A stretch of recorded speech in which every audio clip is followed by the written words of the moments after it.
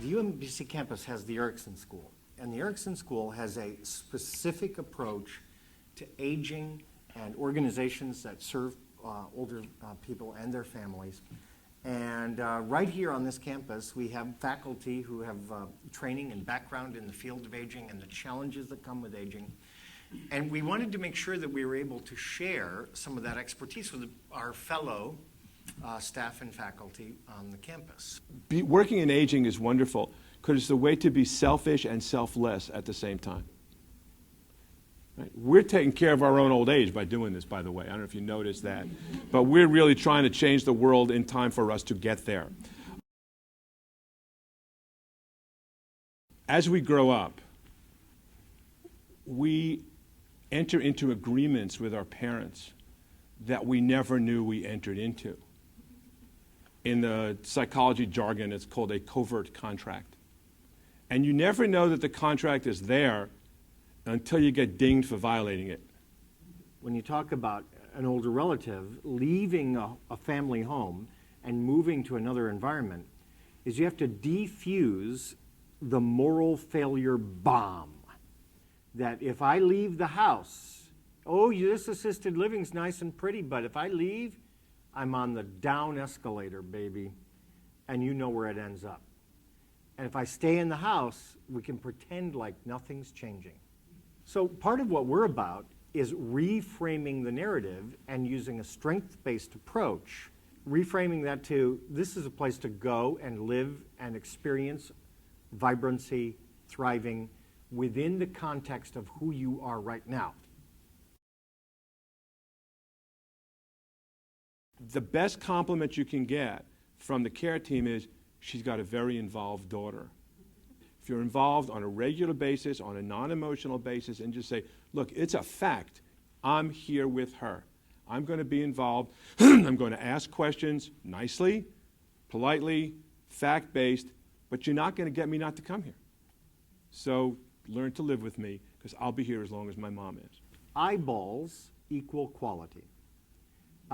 Family members, friends, ministers, visitors who are in and out of environments where elders are living and being cared for, all of that improves quality. But what you can do is do what a good supervisor would do in that environment, which would be to say, I would like to be in on the meeting when the goals for my mother's care are being established. And every care plan has to do that by law.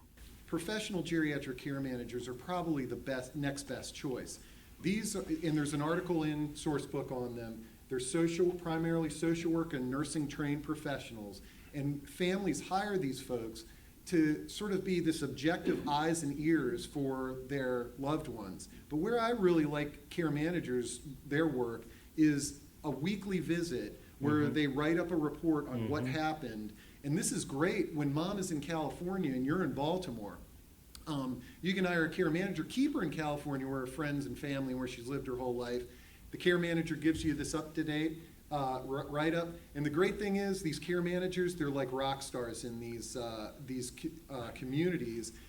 No one's gonna mess with Mrs. Smith because she's the care manager client.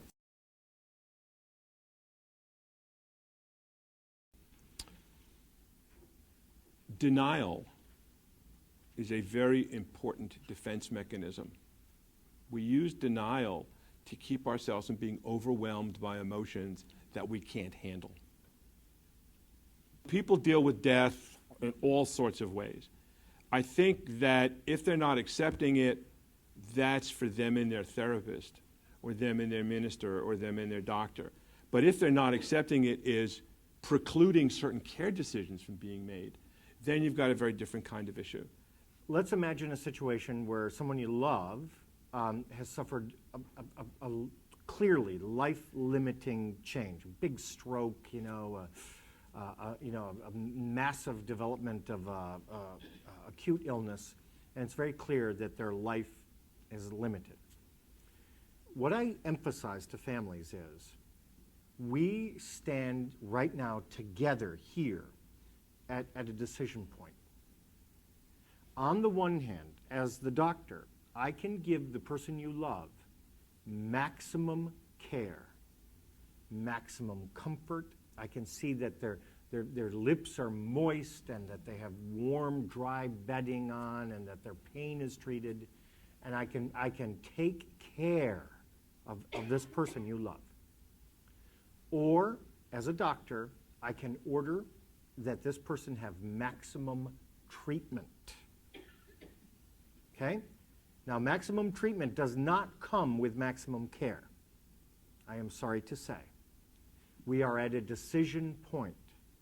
You've got to think about this person you love, and you have to ask, should we provide him or her with maximum care or maximum treatment? And then I make it very clear. I am not judgmental. I am coming to you as the people who know this person best, and I will listen to your counsel, and we can go either way. Follow up. What Bill just illustrated was a way you can have control in a situation where there's virtually none.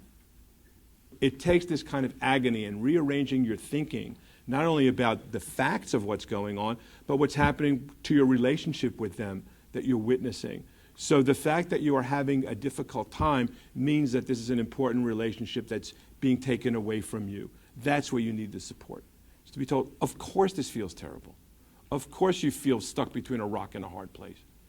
But if you can make a decision that is of maximum benefit to your loved one, you've done the best thing you can do under the circumstances.